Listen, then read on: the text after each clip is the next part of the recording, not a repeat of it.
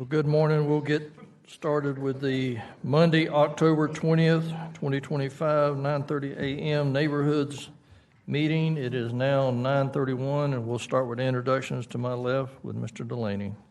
Good morning, y'all. Bill Delaney, Mayor's Office. Brandon Russell, Council Research. Mary Stefopoulos, Office of General Counsel. Philip Peterson, Council Auditor's Office. Good morning, Michael Boylan, District 6. Good morning, Ken Amaro, City Council, District 1. Randy White, District 12. Mike Gay, District 2. Good morning, Chris Miller, At-Large Group 5. Ron Salem, Group 2 at Large. Good morning, Tyrone Clark Murray, District 9. Good morning, Jimmy Peluso, District 7, just visiting. All right, thank you, everyone. We'll go ahead and move to public comment. You'll have 3 minutes to address the committee, and please make sure it's in reference to one of the current bills that we'll be discussing. First speaker will be Maria Cox. If you would give your name and address for the record. Hi, my name is Maria Cox. I own 2 properties in 5 Points, and I've had Midnight Sun, which is my business, for nearly 28 years now. And we're having some of the worst problems I've ever seen in the 28 years I've been there. The homelessness and the mentally ill people that are just loose there, the partying. My front window, and just in the past 2 weeks, my front window has been broken. Yesterday, we had a homeless person in the shop try to steal a piece of jewelry.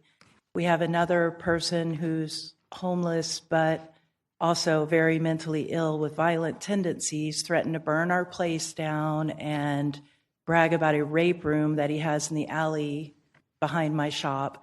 So I have 12 female employees and all of my customers that I have to make sure are safe, and I can't guarantee that right now. And we call the police, we try to work with them. It took me 5 attempts to even serve a trespass warrant on the one guy. Every day we're picking up so much trash, and it's bigger than I can handle, even with my staff. And we need help in 5 Points.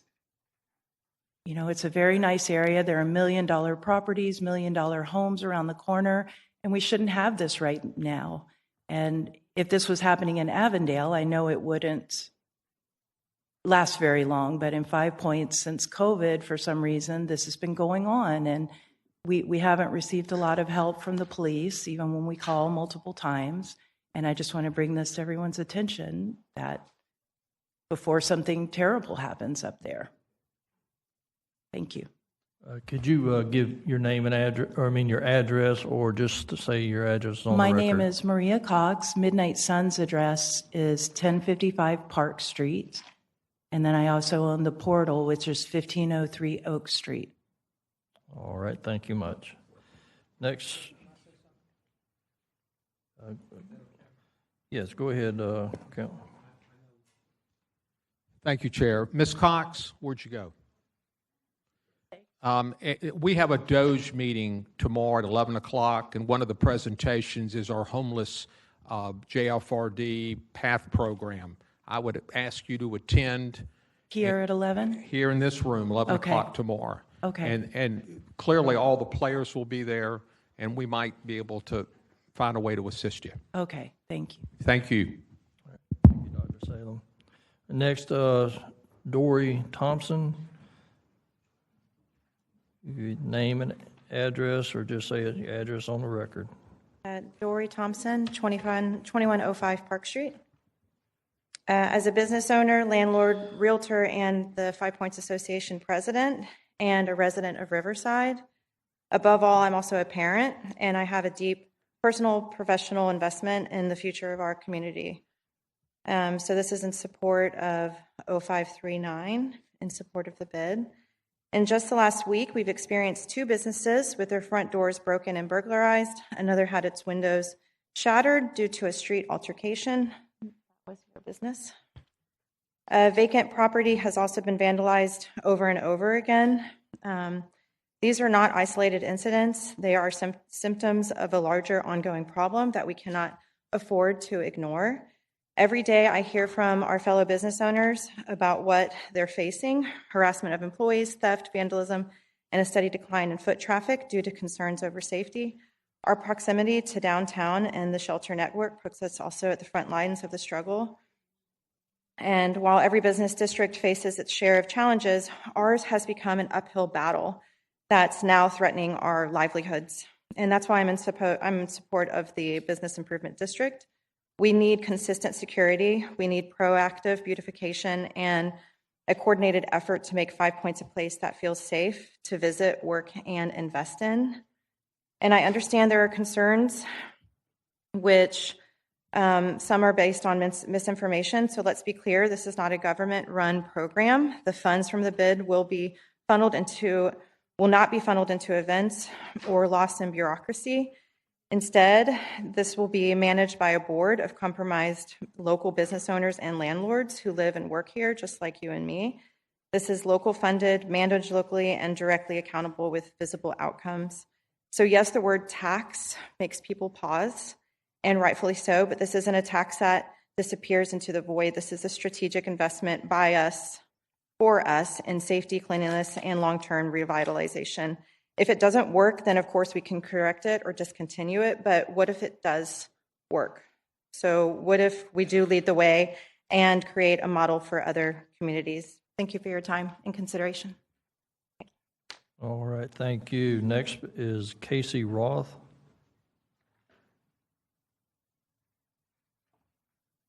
Good morning. My name is Casey Roth, and my address is 1071 Talbot Avenue.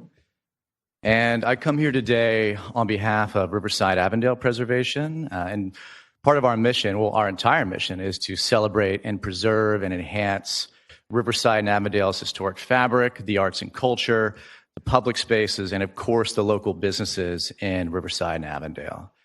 And, you know, I've had the honor of working alongside Dory and the other merchants, part of the 5 Points Association.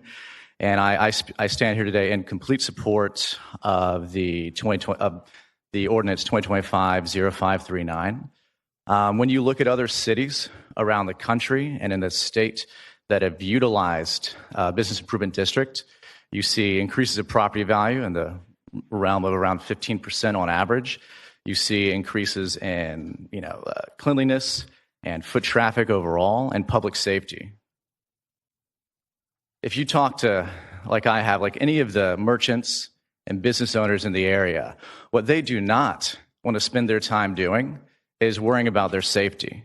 What they do not want to spend their time doing is worrying about, taking it upon themselves to go out and spend their precious time to keep the street clean over and over again, day after day. They should be spending their time, like any good business owner, like any good entrepreneur, focusing on what happens when that customer enters the four walls of their business. That's what they should spend their time doing, and that's what they want to spend their time doing. And, where we've been so far is volunteer dollars and ad hoc solutions. It'll get done when it gets done, and that's just not been working. And the business owners have come together and they said they want predictability. They want to upgrade to a more reliable system to where they can plan. And, it goes from it'll happen when it happens to y'all, it's on the schedule. There's going to be, and we were just talking about some break-ins, some windows getting smashed. I almost wonder what would have happened if this bid was passed a year ago, if we had had these conversations earlier. When we had private security and we were working alongside JSO and compensating them to keep us safe overnight. So anyway, I really appreciate y'all taking the time to deliberate this. And again, everything I just said, that's why we are, RAP is in full support of 0539. So thank you very much. All right, thank you. Next is Cheryl Croft.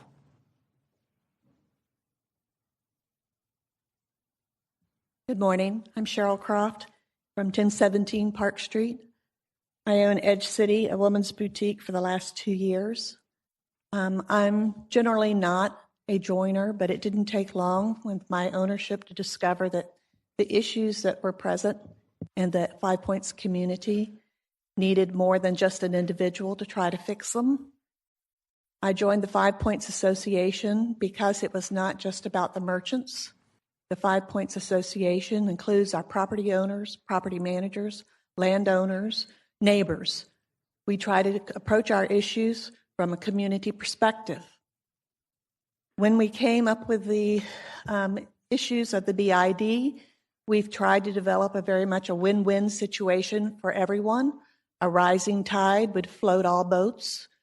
So as a business owner, when I look at the property assessment that may be made, I know as a leasee that will be passed on in my rental payments. But what better way to spend my money than to provide my customers a safe, clean, protected environment for them to come and shop my shop? For our property owners, I think we would see a decrease in vacancies, and I think we would see an increase in property taxes, as you've already mentioned. So we are really trying to approach this in our community. Our neighbors would feel safe being able to walk the streets and stop into our shops and restaurants and not have to be concerned about being accosted on the street.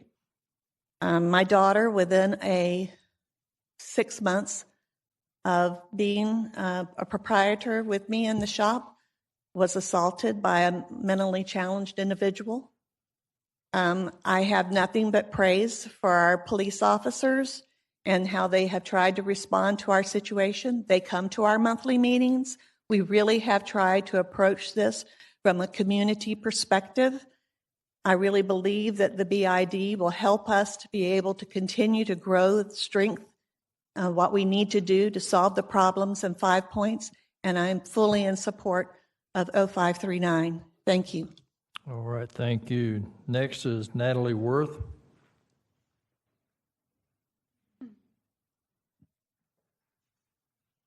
Hello, my name is Natalie Worth. My address is on record. Dear Council President and members of the Jacksonville City Council, I'm the manager of 5 Points Dental in support of the 5 Points bid. I'm here today to speak on the struggles I have personally encountered while working and living in the 5 Points area the past 10 years. We have a group of individuals who hang out in 5 Points that do not respect our businesses, employees, or patrons. My staff and I have been stalked and harassed by individuals when we ask them to not camp out and panhandle in front of our business. We have had coffee and ketchup thrown at us. I've seen individuals drop their pants and defecate in front of trash cans in front of our business. I've seen people openly do drugs on the sidewalks. I have witnessed knife fights. I've had to clean up human feces on our property multiple times. Mentally ill individuals will walk around 5 Points naked and screaming. These mentally ill people have come inside our businesses screaming and have locked themselves in our bathroom. They have shattered our windows, tagged graffiti on our buildings. They steal our property, and these are only some of the encounters I've had. I have been told by city officials to call 911 to report these occurrences. I have called the non-emergency number and 911 over 50 times the past couple of years. Multiple times, no one answered. Multiple times, no one answered 911. When they did answer my call, the average wait time to get a police officer was over 3 hours, if they showed up at all. This is not acceptable. We have lost over 7 small businesses in the past 2 years. Many storefronts still remain empty. Many of the business owners have told me personally they have closed their business because of these issues. This is not the funky 5 Points that we were promised. We have been abandoned by the city. I have multiple retirement homes here, and the elderly residents are afraid to leave their building. The city just spent $8 million on the Artist Walk skate park right down the street from us, the perfect opportunity for people to come eat dinner and shop after visiting the park, yet they don't. Why? Our sidewalks look dirty and dangerous instead of inviting and fun. This bid would enable 5 Points to fund and manage critical services to improve safety, cleanliness, and landscaping. Without this bid, I predict we will continue to lose small businesses, and eventually Jacksonville will lose historic 5 Points. Thank you for your time. All right, thank you. Next, Chrissy King.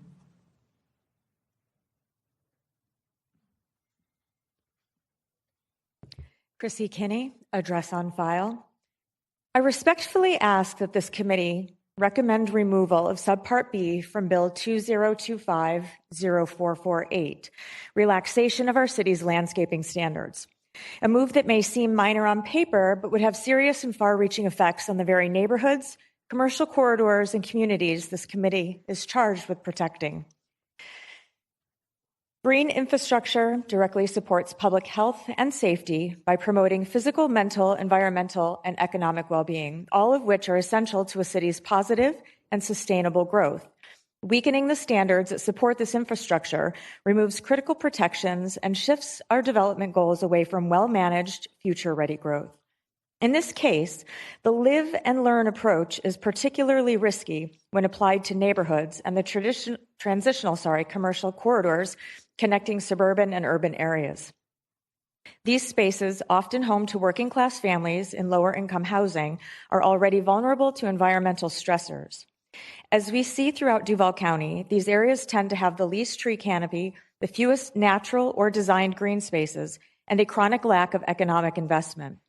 Relaxing landscaping requirements in these contexts does nothing to promote neighborhood desirability, encourage community reinvestment, or support long-term resilience of any kind. Senate Bill 180 is now understood. The effects of Live Local are still yet to be seen. And this committee also oversees community revitalization and code enforcement.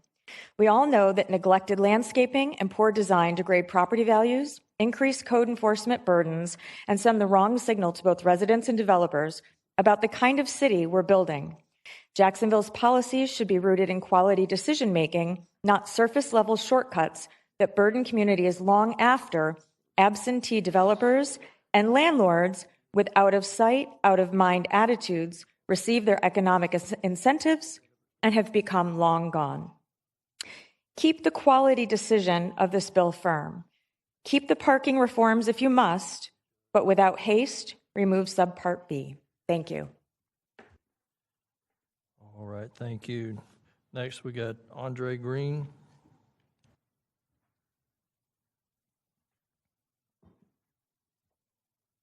Andre Green, represent Corner Lot Development. Address is 1000 Riverside Avenue, Suite 600. First off, thank you to the committee. Last time we were at this meeting, we were talking about the bill 0539, which we are in support, but the committee asked for some feedback and provided some insight that they wanted to show some support from the business owners and the landlords in the Five Points area. And the Five Points Merchants Association and Five Points Association were able to, with all their hard work and effort, able to, confirm and get that information to show that the business owners and landlords are fully in support of this bid plan. Corner Lot, being one of the larger commercial landlords in the area, is in support because when we took over the building, moved in there, I want to say a few years ago, we're about 50% occupied. And then now we're about 95% occupied. Our tenants utilize 5 Points, and we just want to see, the momentum continue throughout that area. And, whatever happens with the redevelopment of Riverside, we feel that it will just increase the tenancy in the area, the added security. Love to see what the bid does with the cleanliness, and then what they're going to do with the vagrancy in the area as well. Like I said, we're fully in support, encouraged by what the bid will be able to provide. Thank you. All right, thank you. Next, Dana Riley.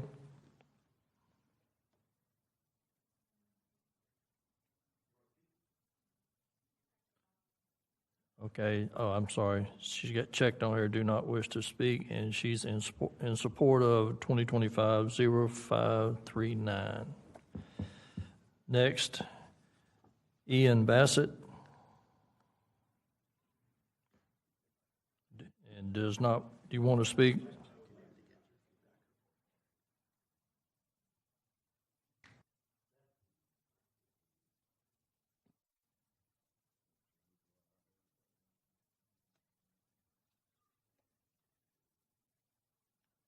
Hello, my name's Ian Bassett. I own a property at 2039 Park Street. I've owned it since 1997. Prior to that, it was in my family since 1984, so I've seen this neighborhood go through a couple of cycles of changes. I do feel that presently it's been a very difficult challenge. I do feel that we've had a lot of homeless issues on our property specifically since we closed our business in 2017, 18, and I've had to go through a struggle of being very vigilant to get the people off of my property on multiple occasions. I did get support of JSO. I do have a non-trespass warrant on my property. It was a very difficult process. It took almost a year to get them to consistently stay off my property. I do feel a little bit like the city's kind of abandoned 5 Points. Just the nature of having this bill where the businesses and property owners have to pay for services, when, in my opinion, the city should be paying for those services themselves. So I feel a little bit neglected. I feel proud of these people who are standing up asking for support. I personally am on the fence because even though I own the property, I don't have a business there. So this is going to be a liability cost for me. And I would encourage maybe the council to consider doing some sort of matching amount where whatever is raised by this proposal, the city would in turn match it. Maybe you want to give it a year or two to figure out if it's working before you put your money where your mouth is. But I do feel the city should be doing more. And I do support the efforts of these people and myself will have to pay more to get the services that we badly need. Thank you. All right, thank you. Next is Carolyn Bassett, and you've checked, you do not wish to speak, but is it, it just says representing the, but do you support or oppose? Okay, all right, thank you. Next, let's see, it's John J. Nooney.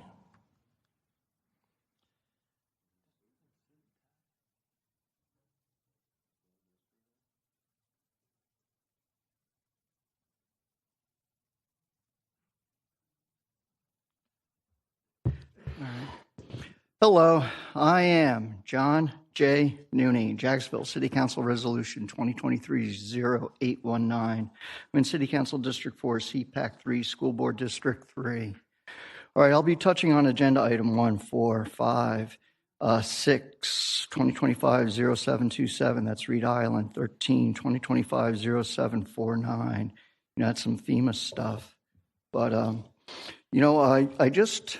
You know, I've got some handouts, which, you know, I'll be made part of the permanent record. And, you know, let's just go right to, you know, number 6.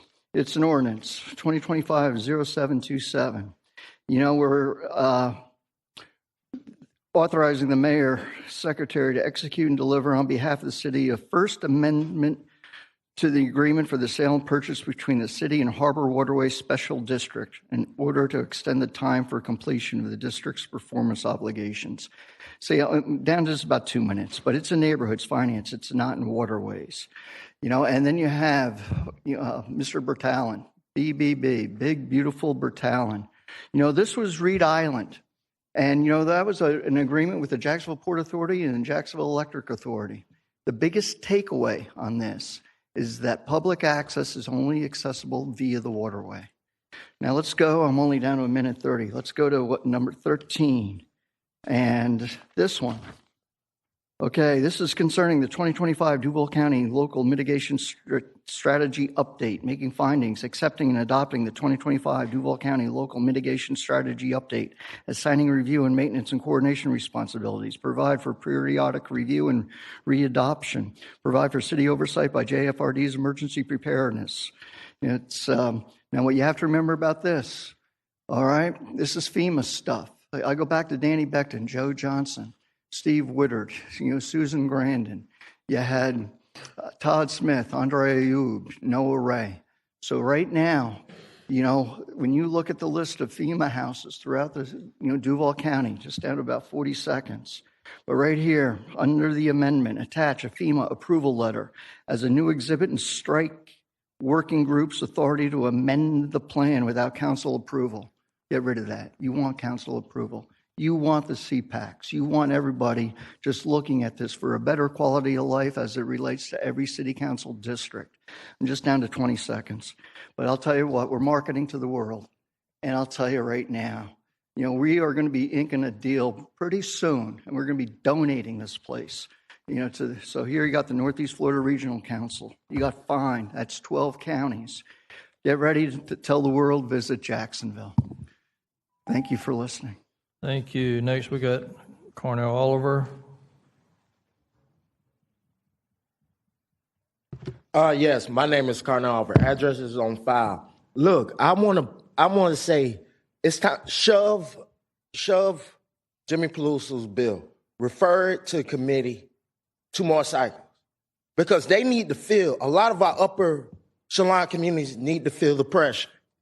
Because what I want to make a point for is that there's a bill set in second reading, 2025-781. The problem is that what this community lacks is investment in public housing. What I'm calling for is a taxing district for Jacksonville Housing Authority that focuses on housing. Let's set parameters. Let's focus on the people that have lack investment. What they're dealing with is the COVID-19 era money abuse.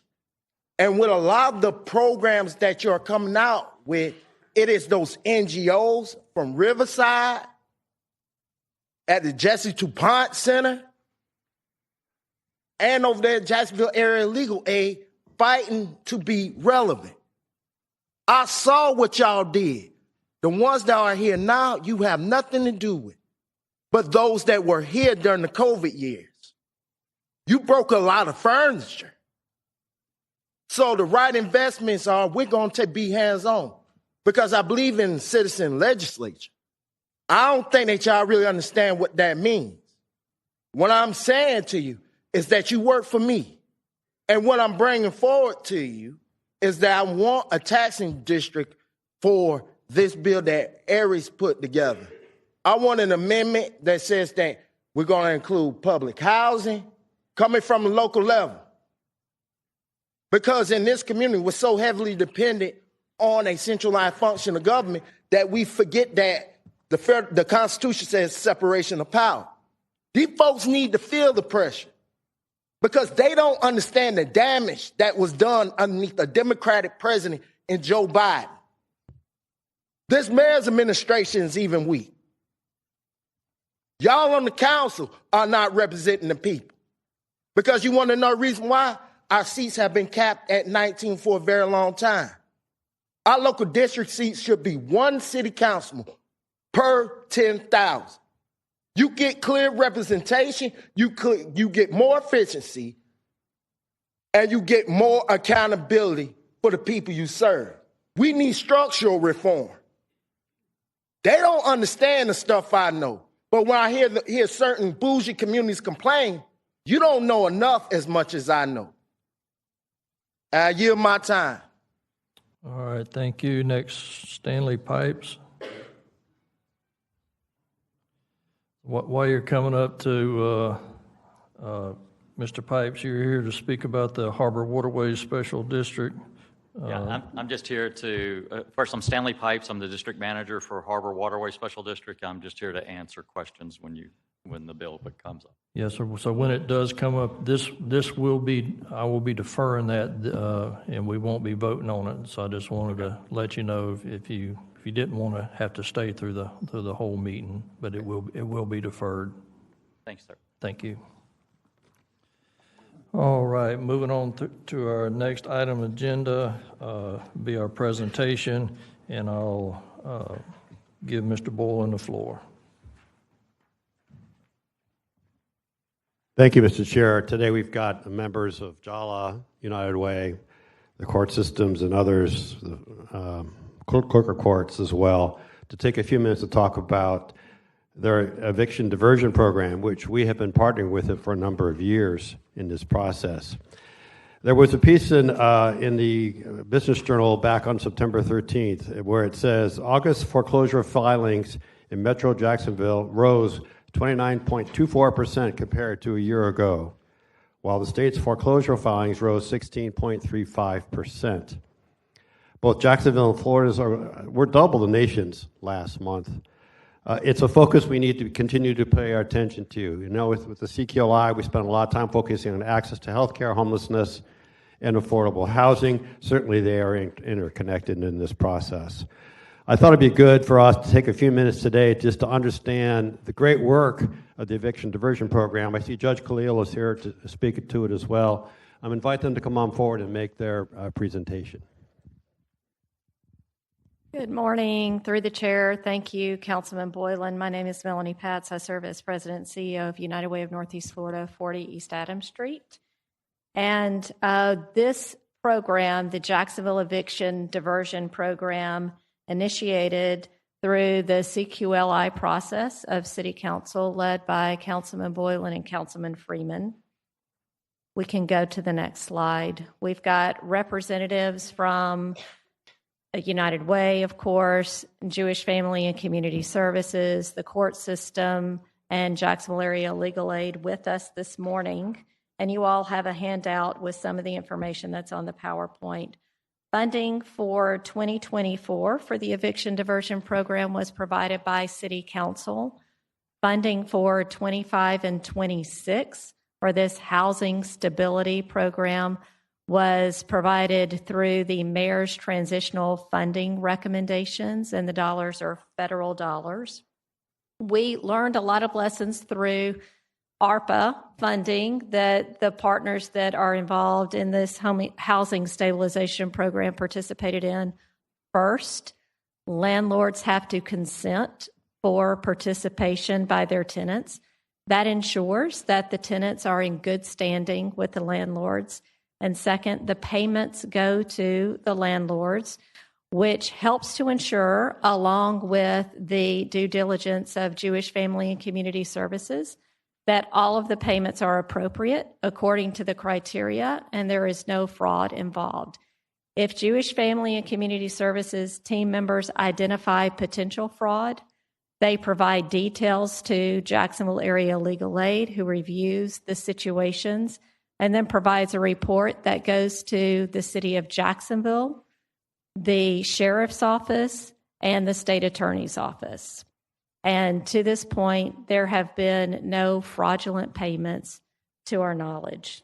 Let's go to the next slide. You see the eligibility on the screen.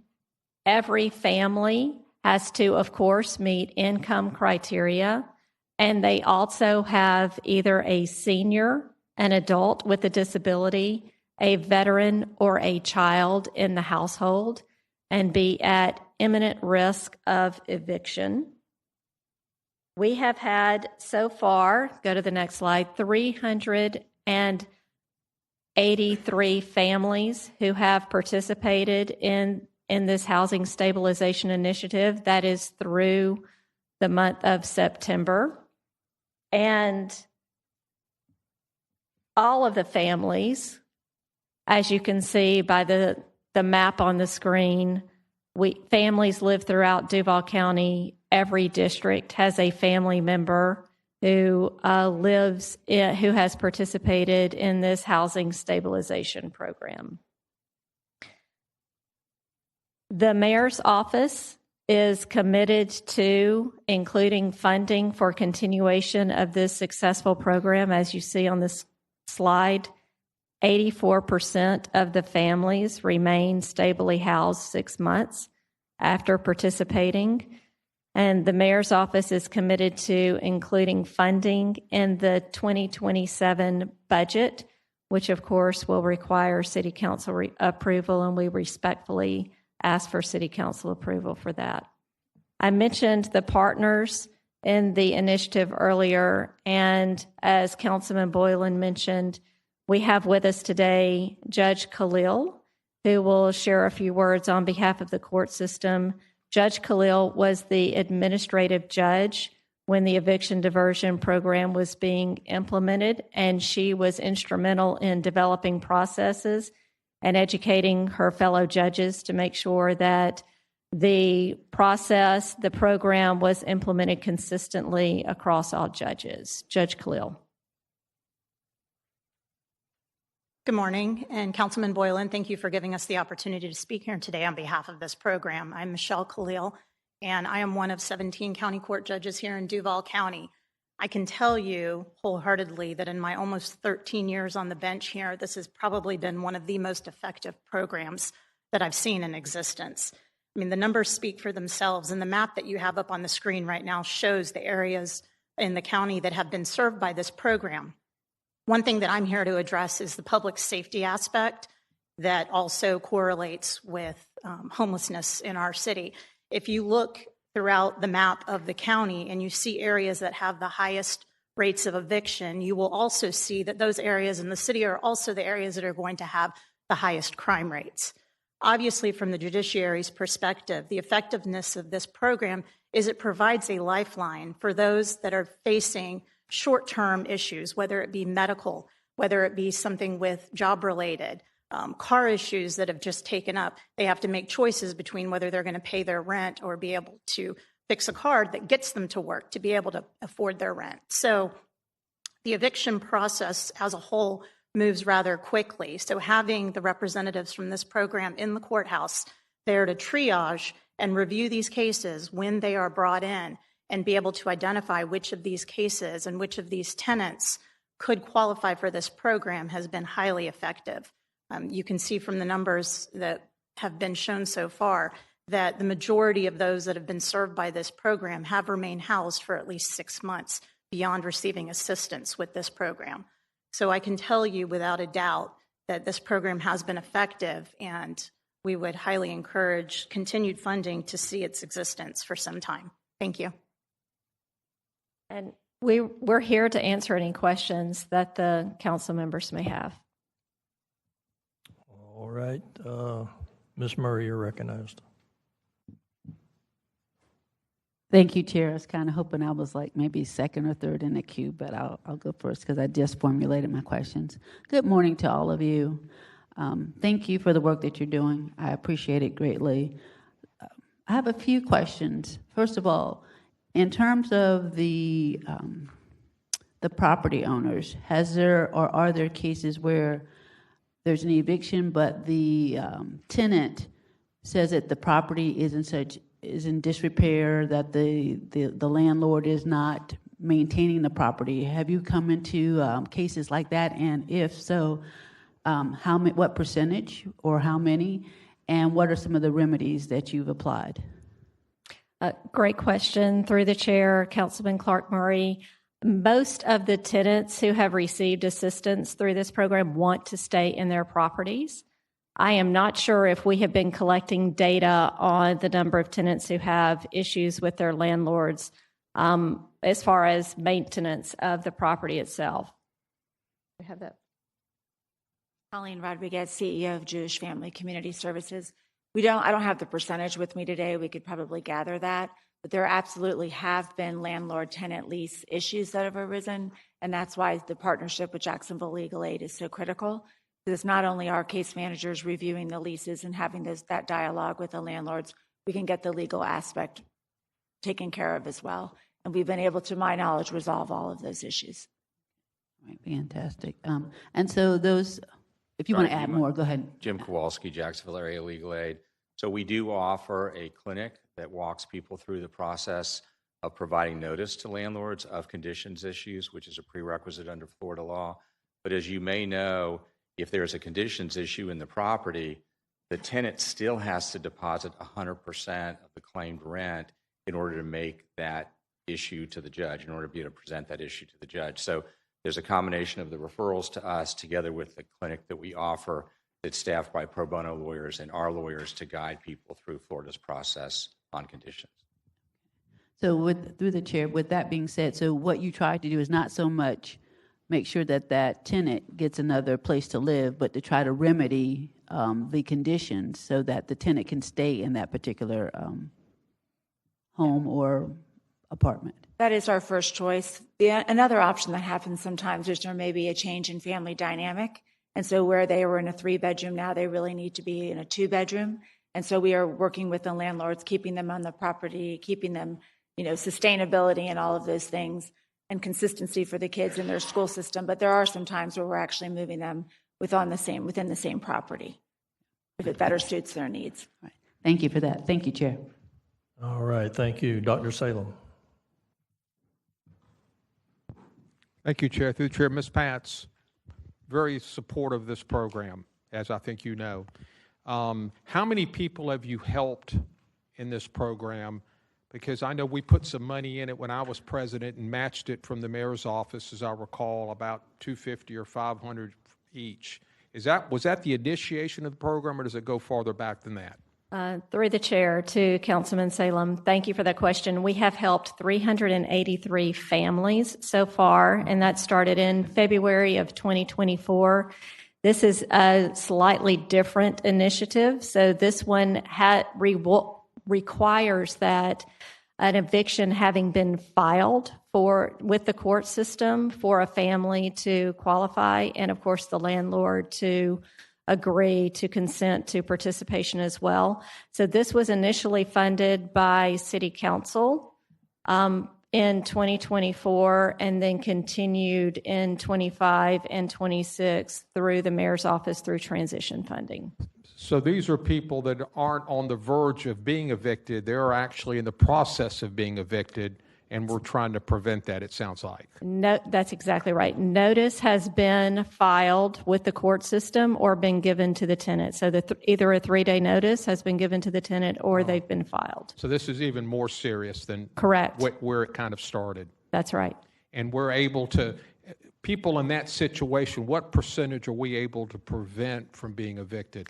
84% of them are in a stable home 6 months after assistance. So obviously, probably 95% of the ones you're able to keep in the stop home. The eviction. That's exactly right. Thank you. Yes. I think those are terrific numbers. Thank you. Thank you, Chair. Thank you, Councilmember Boylan.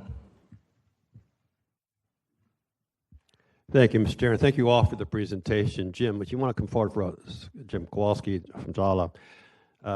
Actually, the funding for JALA preceded this particular program, but I think the earlier funding actually helped result in the development of this program. I think that's a fair statement? Right. We learned how to do this during COVID, really, and pre-COVID. But when the council passed this project out of your CQLI and your strategic plan, you charged us with creating the current iteration of this program. So we learned from there, but we made it better. There was a lot of conversation about a tenant czar and that sort of thing. Really thought this was really a better solution to provide the protection necessary to make sure their homes are comfortable and secure, and then we can keep them in those homes as time progresses. Right. And we needed to make it compliant with Florida state law, and that was the big shift. I got it. I also want to affirm this is temporary support. These are families that, as you said, might have a health issue, an employment issue, a car issue that keeps them from making a given payment. And you're able to demonstrate through this process they can sustain their rent going forward. They just need help in the short term, and that's how we're able to provide those folks that kind of protection. These are all tenants that were in good standing. The landlord wants to work with them. It's a one-off that happened, whether everything you just said, an illness or an elderly parent having to move in or a death of a spouse. And so if we can make them whole, they're not going to be dependent on our system anymore. Unfortunately, many of our landlords, to say what fortunate or otherwise, corporate landlords. So sometimes it's just almost automatic. It's not a personal situation. Correct. They miss a month, miss a second month, boom. An eviction notice is filed. Is that It's usually fair? 60 days, yes. Thank you. Thank you, Mr. Chair. Thank you. Next, Colonel Miller. Thank you, Mr. Chair. Through the chair, thank you for the presentation and an update on this program. yeah, I think by what you've shared covers a large portion of our city and getting assistance, when it's certainly needed, based on those eviction notices, not making an estimate of whether they will be. And so I think it's been a very effective program. I was just wanting a little more information. What's been the total cost over the last year, including administrative costs associated with this program? Yeah, thank you. Through the chair to Councilman Miller, we have expended, as of today, approximately $1.75 million in both support for the staffing from Jewish Family and Community Services that's reviewing all of the cases and making sure they meet criteria, as well as rental payments and some utility payments to ensure that the families are able to stay in their homes. You see the $5.2 million number on the screen. That is an estimated return on investment. If those families had become homeless, then we would have had, as a community, to provide homeless services to them, and that's the estimated cost of those homeless services. So thank you. Through the chair, so what is the total overall cost expended over the last year? So since the beginning, we're at about $1.8 million. It's approximately $1 million per year. Okay, thank you. And how many times, I know I heard it's a one-off situation, you're hoping that's all it's needed to get them stabilized and they're back into their normal plan and agreement with the landlord, but do we have a limit on the number of times that a individual can benefit from this program? Is it a one-time? Yeah, it's one time. Okay. And then as far as funding after they're stabilized, is this money that goes out and there's once they're leveled off and able to start making their regular payments, are any of these funds recouped through the program, or it goes out and that's it? It goes out. It's stabilizing them, making up for some of the rental payments that they missed as a result of either being ill or having some other tragedy that occurred for their family. And so the ROI is we're paying those dollars on a temporary basis, knowing that they can afford the home. And so they don't need assistance in the future. Okay. All right. Thank you very much. All right. Thank you. Next, Councilmember Peluso. Thank you, Chair, and thank you for this presentation. I just want to make sure, so this is the eviction diversion program. Are there other rental assistance programs that United Way and that this coalition also provides? Yes. So through the chair to Councilman Peluso, there are other rental assistance programs in the community. Several of them are funded privately and also through public service grant dollars through the city of Jacksonville. They do not require that an eviction have been filed, so it's not an imminent eviction. It's more of preventing the potential for eviction. Yeah, like this is really bad. The other program is to kind of keep people afloat so they don't get to this place. Correct. Which I assume is very costly. So 383 families in 2024. That's a phenomenal number. How much, and I apologize, I didn't hear everything with Councilmember Miller, how much funding was there total, both public and private, for that program? So far, we have $3 million that has been appropriated for this program. The expenses are approximately $1 million per year. So you guys have enough to go through the upcoming fiscal year? Correct. We have enough for 2026. The administration has committed to including funding for 2027 in its fiscal year 27 budget, and we would be asking that City Council would approve that funding. With the amount of funding so you got 383, could it have been 500? Or is the system only providing so many families that could be assisted with this program? Like, do you look at this and say, all right, yep, that's pretty much as many as we could have gotten with the funding we have, but we also have rental assistance programs that maybe we can make sure even more people don't get to the point of eviction diversion. Yeah, so the need is greater than the funding that we have available. And I'm not sure if we've quantified what the need is versus what we're able to fund. Colleen, do we know? We know that there are at least 1,000 evictions are filed every month. And so we're not 1,000 evictions every month. So we're not meeting that need for sure. And we believe many of them are in good standing based on prior I'm sorry. Right. We don't know the percent. We don't know that percentage. But what happens is 12,000. Just the process is, as the landlord goes into the portal to file, a stop sign comes up and says, if you would like to work with this tenant, and then they get redirected to Jewish Family and Jacksonville Legal Aid. And so when we're getting a large percentage that are being sent to us. And this funding goes throughout the entire year, or does it tend to kind of get soaked up before month 11 and 12? We space it so to make sure we don't run out. And I would love, whether it be in front of this committee or other committees, to talk about the other rental assistance programs. I mean, our city has a rental assistance program under Parks Rec as well, in the social services division. But it'd be good to kind of see what those numbers look like too, and if there's other assistance that could be done to make sure that we have even less people that we have to go through this program. For sure. We'd be delighted to do that presentation for this committee or another committee. All right.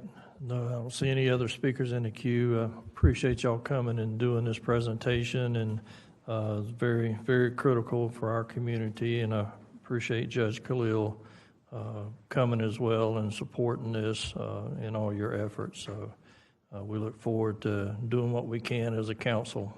So thank y'all. Thank you. All right, moving on to our agenda. We'll go through our action items real quickly. Item 1, 2024-0966 will be deferred. Item number 2, 2025-0361 will be deferred. We'll take action on item number 3, 2025-0448. And we'll move that to our first action item. Item number 4, 2025-0539, we'll be taking action on that one. Item number 5, 2025-0600 will defer. Item number 6, 2025-0727, I'm deferring that one. Item number 7, 2025-0728 will be action to withdraw. Item number 8, 2025-0731 will amend and take action. Item number 9, 2025-0738 will take action. Item number 10, 2025-0739 will amend and take action. Item number 11, 2025-0741 will take action. 12, 2025-0742 will take action. Item 13, 2025-0749 will amend and take action. The rest are on seconds. We'll have a few emergencies that we'll pull up as well. So with that, we'll go ahead and move to item number 3. Can I get a motion to approve? That's 2025-0448. I've got a motion and a second. And I've got Clark. Ms. Murray, you're on the queue. Thank you, Chair, Councilmember Gay. If I'm going to defer to Councilmember White if he wanted to speak about it first. Okay, so I'll defer to him. All right, go ahead, Chief White. Thank you, and through the chair, a little history on this. Roughly a year ago, NAIOP approached me about the requirements affecting redevelopment. Cost of building materials were increasing faster than the real estate prices, causing the 50% rule to affect the tripping the threshold.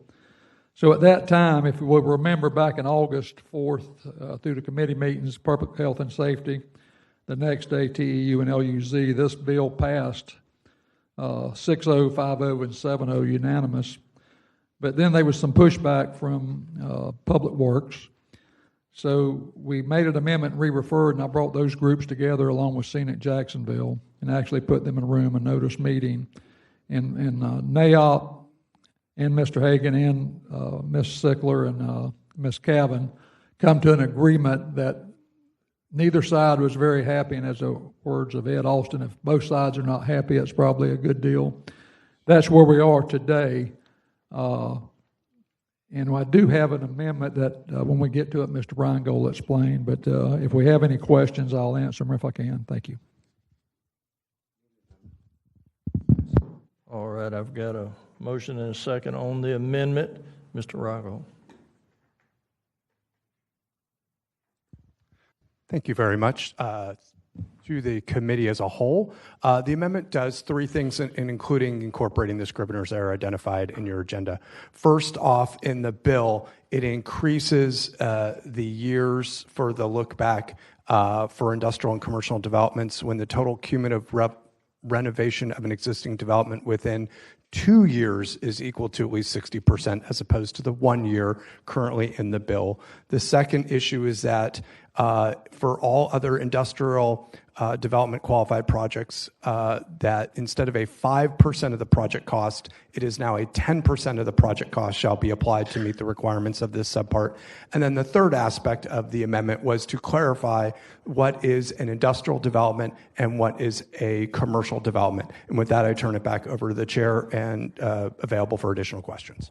All right, thank you. I've got Ms. Murray in the queue. Are you on the amendment? Thank you, Chair. I was on the queue before the amendment was brought forward, or moved. So, yes and no. If I could, through the chair, Ms. Sickler, if you would come forward. I just want to make sure, I was just curious as to what the issue was in regards to why was the current legislation or the change in legislation, was it burdensome to the parties? And so Councilmember White did mention some aspects which seems as if it is burdensome to some of the builders or developers. So I'm just wondering if this is the compromise that they are looking for. So through the chair to Ms. Sickler, is this the compromise that Public Works and the developers are looking for? You can speak for Public Works, obviously. Nina Sickler, Public Works. Through the chair to Councilmember Clark Murray, yes, we did work with Councilmember White and NAOP to find that balance between our goal of making sure that any significant changes on a commercial property provide for appropriate landscaping. The previous iteration that went through committees had only a 1-year look-back period. This one allows for a 2-year look-back period. That is, if that threshold is reached over a 2-year period, then the commercial properties will be required to put in landscaping. So we appreciate Councilmember White's assistance with getting a compromise that works for both parties. Okay, thank you for that. And then through the chair, if you would just indulge me, Mr. Hagan, if you would come forward as well, because we mentioned compromise, and then I'm thinking about what I learned about compromise is like 50-50, and in a sense, nobody wins, but Councilmember White says if both parties are displeased, then that's a good thing, so go ahead. Thank you. Chris Hagan, 208 North Lower Street, through the chair. Ms. Clark Murray, yes, ma'am. We came to a compromise. We started at one place, they started another, kind of met in the middle, and we're both satisfied with where we stand now. Right. And I do have someone from NAOP in attendance if you'd like to hear from them as they witness it in the community. Through the chair to Mr. Hagan and to Ms. Sickler, I'll take your words for it, so that's fine. Thank you, Chair. All right, thank you. Dr. Salem, you're recognized. Thank you, Chair. Can I get the planning department to come forward? My concern is, and this has been a 30-year issue for me, and the number of strip centers that we have across this community that have nothing but concrete in front of them. Now, I'm very fortunate. One of those was the Old Town and Country that is now College Park through the CRA. If you haven't seen it, it looks fantastic. but that was through a CRA, put in a bunch of landscaping, and stores have come in, et cetera, et cetera. Are y'all okay with this compromise? And do you feel like this will, at some point, get some landscaping in some of these old centers? We are supportive of the compromise. I think before today, we did not realize the change from the 1 year to the 2 year. Originally, it was over a 3-year period, and of course, we'd rather keep it at the 3-year period. But in the spirit of compromise, the 2 year gets to where we were heading as far as allowing the right amount of landscaping for the commercial properties. Okay, so you're supportive of the 2 year? Yes. Okay. Thank you, Chair. All right. Colonel Miller, you're recognized. Thank you. Through the chair, I just wanted to say I appreciate all the parties and the roles they played, also the input from planning, also Public Works, Scenic Jacksonville, Councilman White, others involved in this. And I think overall, it seems to be at a place where most of the main parties can live with. My concern is going forward, not so much on the effect of this, although I think the Scenic Jacksonville guys, folks, maybe have made a case for this, but what about those who aren't in the CRA process? And this is probably going to be for another day, but if they aren't in the CRA process, and we have strip malls, other places who, as long as the business is still flowing, maybe don't see the need for renovation, but they just look old and tired, and are there ways we can incentivize them to renovate? For me going forward, I think that's going to be the key, whether we expand CRAs or whether we incentivize that those renovations to give a facelift to all of those areas that really need it, that aren't being focused on via CRAs. I don't know, Ms. Sickler, I saw you shaking your head. Would you mind commenting on that? Because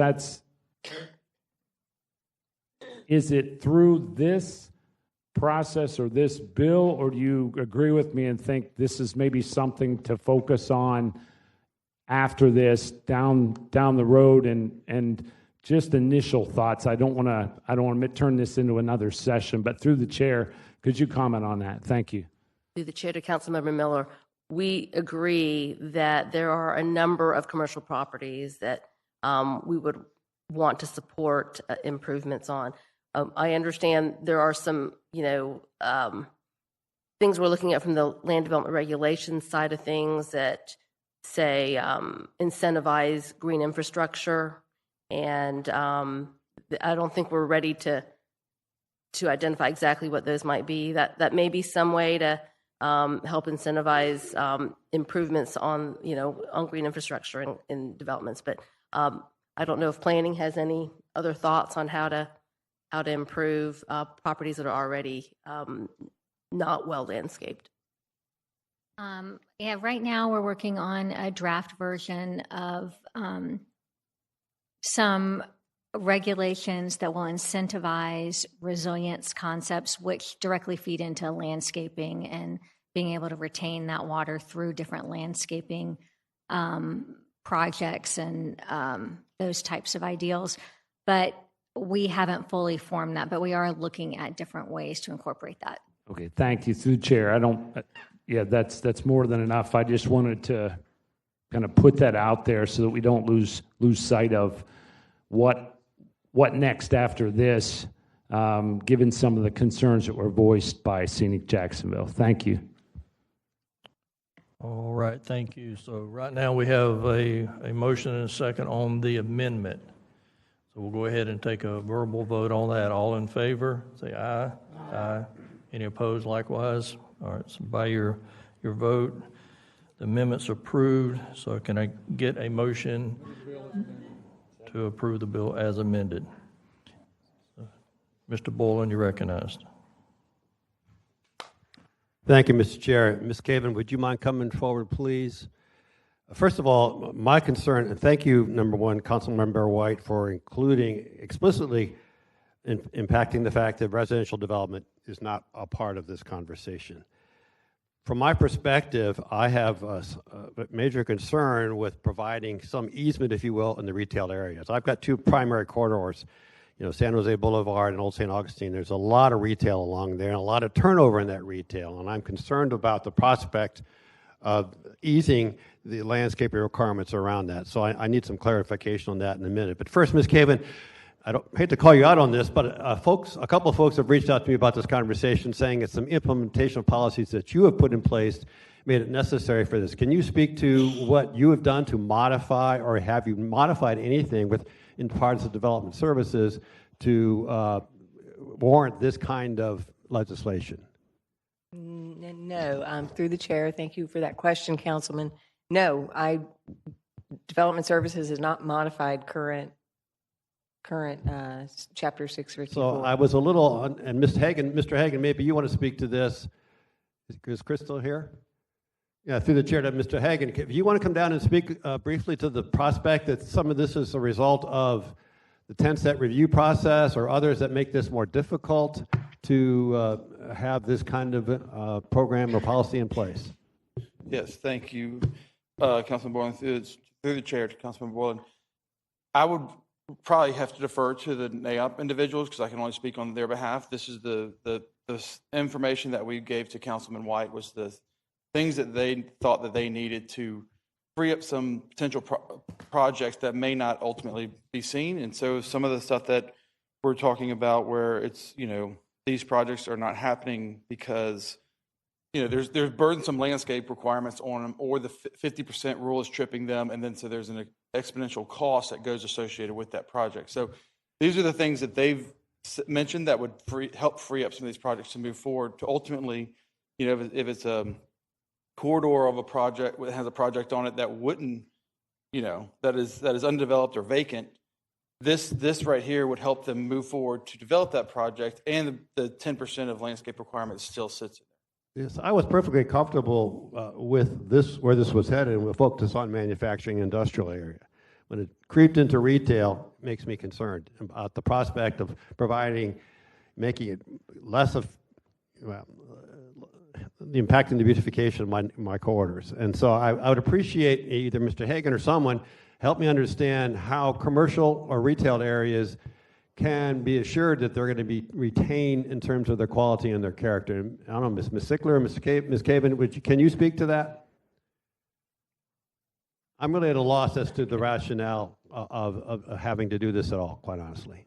So can you say that question again? My concern is, it seems to me that this bill affords the opportunity of easing the landscape requirements on retail corridors, pure and simple. That's how I read it. And there's a lot of stuff in here that I didn't understand with respect to all of that. And in fact, if that doesn't happen in this case, I'm very much concerned in supporting this bill. So does this bill make it easier, have fewer restrictions or less restrictions on the developers or property managers and maintaining the landscape character of its existing properties? Through the chair to Councilmember Boylan, this bill as a whole reduces the requirements for landscaping on commercial properties, retail, hotels, those types of facilities. The reason that Public Works is in support of this through the amendment is that as it went through committees, it ended up with a one-year look-back period, which essentially allows property owners to every year decide that they're going to do just enough to not reach that threshold. Putting it at 2 years is something that Public Works can live with, meaning at least it provides a certain time frame for which that threshold can be tripped versus just annually. And with all due respect to my colleague, Councilman Salem, what happened in Arlington, I don't want to see happen in Mandarin, quite honestly. And I think this bill moves us in that direction. So I'm very much concerned on it. And I see through the chair someone from NAIOP is here that wanted to speak to this. If you want to defend the position of why commercial retailers should have this opportunity of some easement in the restriction. Yes, sir. I'm Brittany Culberth. I'm representing NAIOP. I'm with Emerald Seas Development. Got a property down by the stadium. I care very, very much about our city. One of the things that I want to make sure doesn't get misconstrued in all of this is a lot of the languages are developers, property managers, property. Really, where this pain point lies is with our small business. It's our small business in our very blighted communities. So they're triggering this 50% rule, possibly 60% rule, and in doing the smallest renovations to start a small homegrown business here in Jacksonville. The larger developers and the larger property owners, if you will, they're going to trigger that. They're going to be forced to beautify what they have with the rules are in place, whether it's 10 or 60, or excuse me, whether it's 50 or 60%. That 10% matters to the small business, and that's who we're concerned with, and that's why Public Works is on board. We've put our case to them to make sure that we understand that we're not cutting there's so many projects that have died on the vine. I'm a contractor. That's what I do for a living. I specifically do commercial TI work. That's what I do. So I'm working with the small people. I'm not, out there building these large developments. We absolutely will put the priority where it needs to be, but a lot of projects are not going any farther. There are businesses, there's one building in Springfield I've looked at for years and years and years, priced in a million different ways, but because certain things get triggered, it has sat empty. It's sat vacant. Same thing. I actually had a client come to me. He wanted to improve his property to be ADA compliant. It's an older historic space. He wanted to be able to get a lift to the second floor. Well, the second he does that, he triggers his permit. All of a sudden, he's triggered all these things. It's past 50% of the assessed value from 3 years ago, which is how we have to determine it. And then he goes, no. So now people in wheelchairs can't get to his second floor, which he wanted to do something that was a good thing. I could really go on for days and days. I really don't want to take that much of your time, but I just want to make sure that you understand the purpose is not to take away the trees or the improvement of the landscaping. It's the purpose to give a little bit more of a buffer to those who are the small businesses. That's where we were coming from a NAIOP perspective. So I hope that maybe answers some. Thank you, Chair. I do appreciate that. And as I said, I'd have been comfortable if this stayed in the manufacturing and industrial kind of component, but pulling it retail into it as well. There's a lot of vacant properties in the Mandarin area, the retail properties that all they need to do is adapt to those existing facilities. And so I appreciate that as well. But I'm just not comfortable in supporting this as it relates to the retail. Well, in all due respect, most small businesses are not large manufacturing companies, so it would not be the same.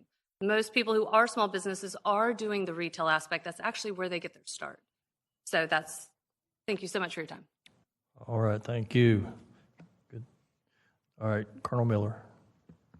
Thank you, through the chair. I just want to check, I guess, with General Counsel on this, but I just want to make sure we clarify.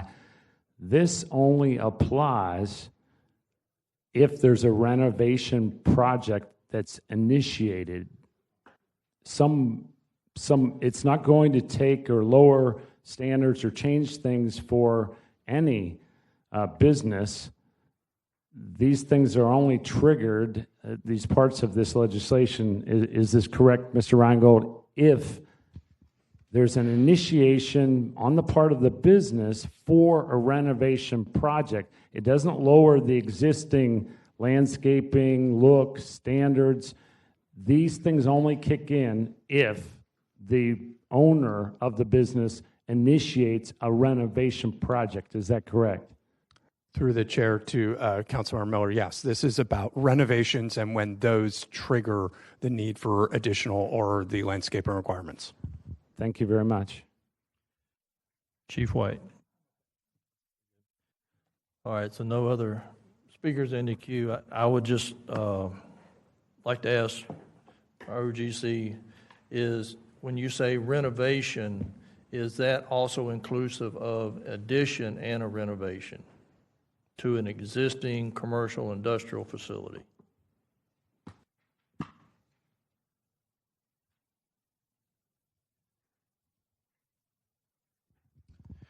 to the chair, actually. I'm sorry, not through the chair, to the chair. The current language in the code is about total cumulative renovation of existing development.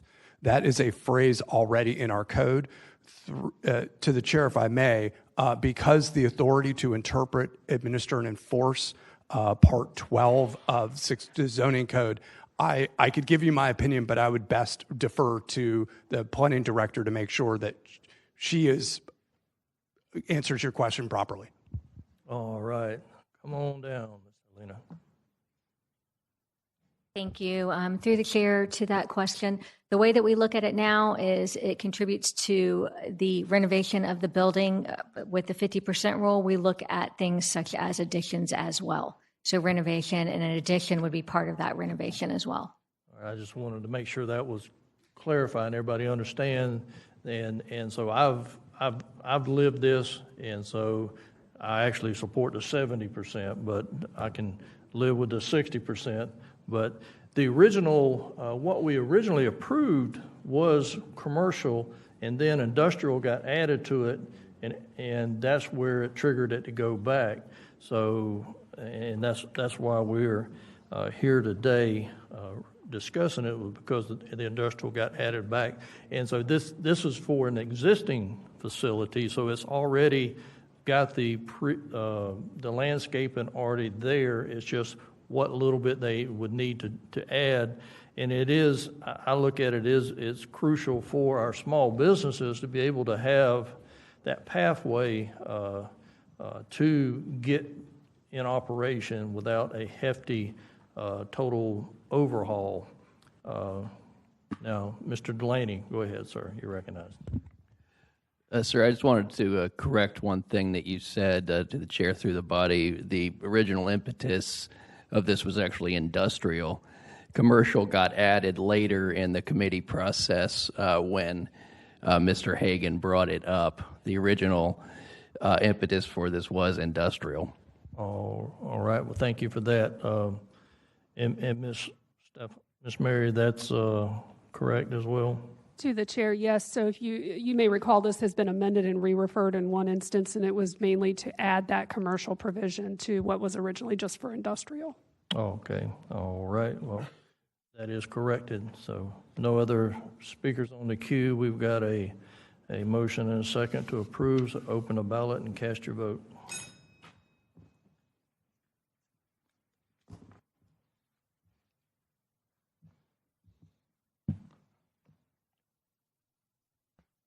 Six yeas, one nay. All right. By your actions, you've approved 2025-0448. Moving along, next item will be item number 4, 2025-0539. Can I get a motion to approve the amendment? I've got a motion and a second. Mr. Peterson. Through the chair of the committee, the amendment is the NCSPHS amendment that was adopted 3 or 4 cycles ago.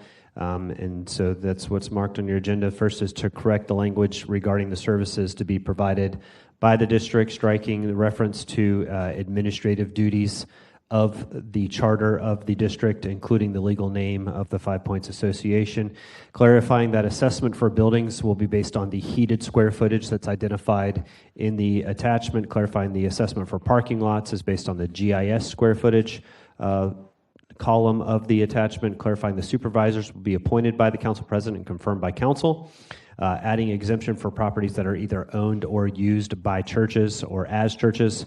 There's various scriveners, and then lastly attaching revised Exhibit 3, which is the parcel listing, just to include all parcels that are inside the boundaries of the districts, and also to remove duplicate parcels. There's an identifier on the exhibit that says whether or not the property in its current state would be assessed, because this is only relates to businesses and not residential properties. All right. I see no speakers in the queue on the amendment, so we'll go ahead and cast a verbal vote. All in favor, say aye. Aye. Any opposed likewise? All right, I've got a motion and a second to move the bill as amended. Councilman Peluso, you're recognized. Yes. Thank you, Chair. I have obviously a lot to say about this bill, and I think you've heard from a number of individuals who are in the community, who are the business owners that this is going to affect. I do have another amendment that I would like to offer and ask one of you to offer. It's one that came out of conversation with business owners. There's some concern that the bid board could maybe increase the amount every year to a certain level, and we don't think that concern is real, but they like to put different limits on. So I'm asking if somebody could offer an amendment on page 4 to reduce from $2 to $1 what the increase could be for properties, and then decrease from $1 to 50 cents for parking lots. So that way the increase in a single year wouldn't be more than $1 on properties and 50 cents on parking, which even then, I doubt that would ever happen because the property owners themselves are putting this assessment. They're not going to put something that's too much of a burden on them. So I'd like to offer that amendment based on conversation with business owners.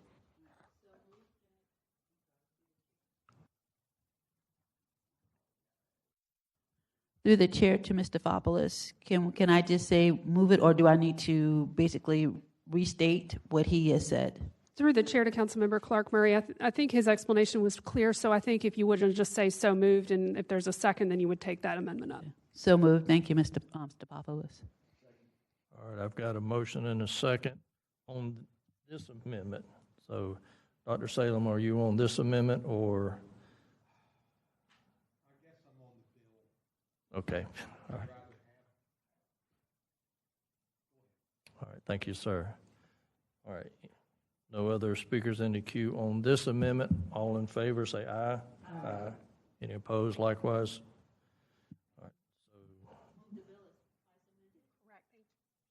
All right, so I've got a motion and a second to move the bill twice amended. Dr. Salem, you're on the queue.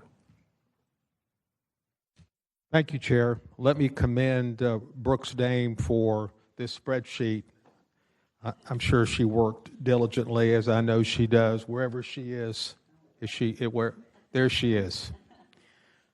But let me make sure I understand the spreadsheet, because I'm sure Councilman Peluso recalls when this first came up, I wanted to ensure there was support in the community for this project, and I suggested some written document that we could see that these people signed, understanding they're going to be taxing themselves.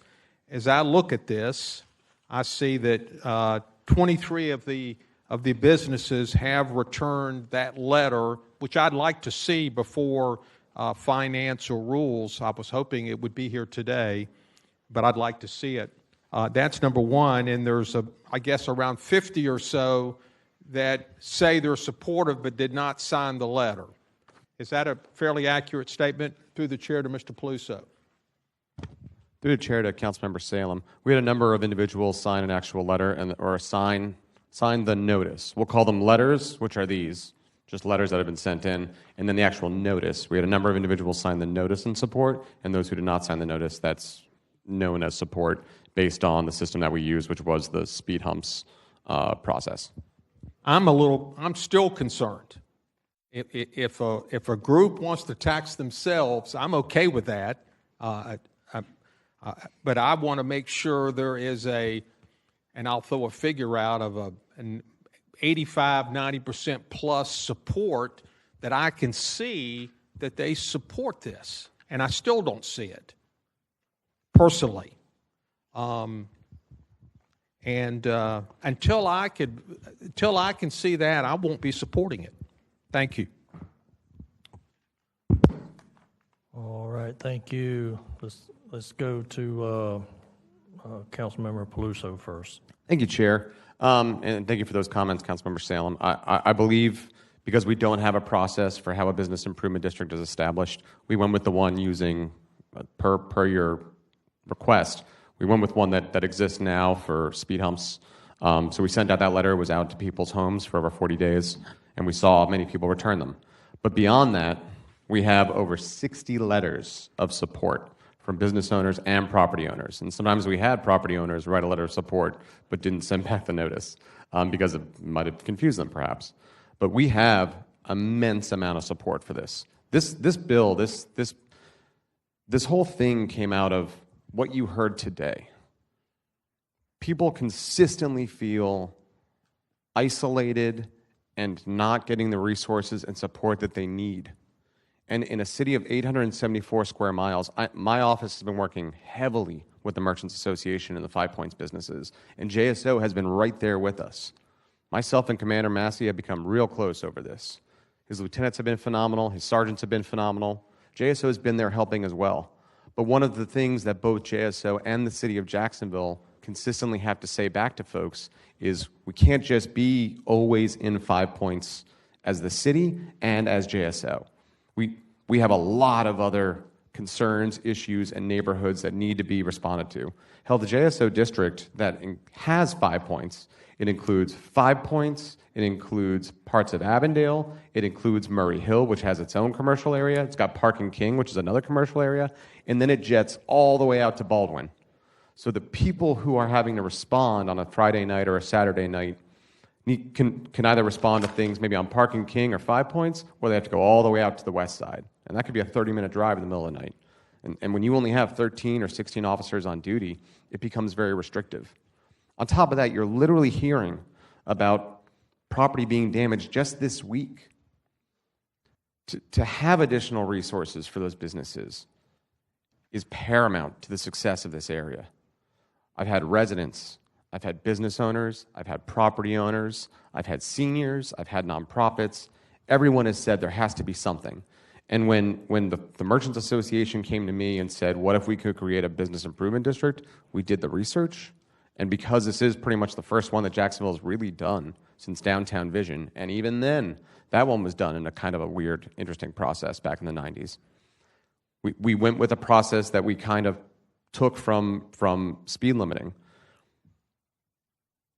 People feel like they need help. And I know with the community benefit agreement dollars that my district's getting, I'm going to be putting about $150,000 into the business improvement district when it's established, because no one's getting assessed until next November. So an entire year, this board will be able to function with the money that I'm able to award it through the CBA process. So a whole year, no one's getting assessed. So they'll get to see the effect of what the bid can and will do for a whole year. And then from there, they get to place whatever assessment based on their board. That assessment number comes to us, whether it's 12 cents, 20 cents per heated square foot. They'll provide us the budget, tell us what it's going to.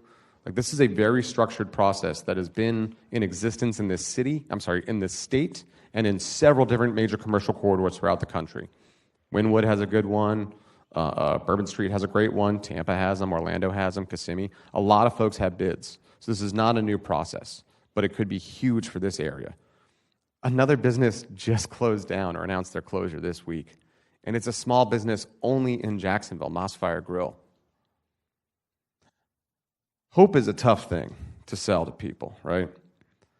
When I moved back home, I lived in 5 Points. I would stumble home sometimes. But it was a great place to be. It was young, it was exciting. It was the funky place. I would go to Mossfire, I would go to Rain Dogs, and now neither of them are going to be there anymore. It's tough for a lot of people. I used to go to Sunray Cinema and get a Wizard hot dog and a pitcher of beer. It's great. It's a great date night. And now it's gone. Things are leaving, and it's sad for those of us who love it. And then you have people who work in these establishments, and they've got young people who could work anywhere, and they're coming to this area. We need to make sure they feel safe when they're walking back to their cars. This business improvement district doesn't just help Edge City or hawkers. It helps the Publix down the street. It helps the law offices. It helps the people who are, you've got Traditions Realty. You've got different groups all in that area that are going to benefit from this to make it safer. I've listened to the needs of my constituents. They've asked me to do this. We even have a letter of support from the Florida Restaurant and Lodging Association. That was a request of some folks. Riverside Avondale Preservation, the merchants themselves, and the people who have come out here multiple times now. I ask that you please, what questions there are or concerns. There might be many, and I'm ready to talk about them. But please support this. It's something they've been wanting for a long time, and I understand why. Thank you. All right, let's go to Councilmember Clark Murray.